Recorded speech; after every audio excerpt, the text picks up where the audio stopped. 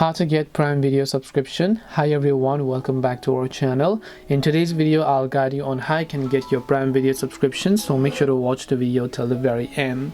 If you would like to get your Prime Video subscription, it's actually very simple to do so.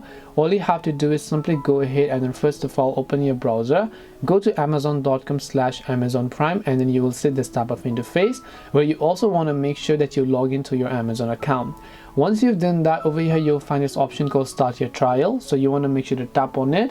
Once you tap on the option, you just need to begin to enter your payment details in order to have the subscription for yourself. So enter your card or debit card, whatever else it is that you have. Once you tap on add a credit or debit card, you'll be able to enter your card number, expiration date, security code also known as the CVV code, and the name on card. Tap on add and continue, and then your card will get added and you'll also get successfully the Amazon Prime subscription. This way you'll be able to get a Prime Video subscription. Hope this video was very helpful.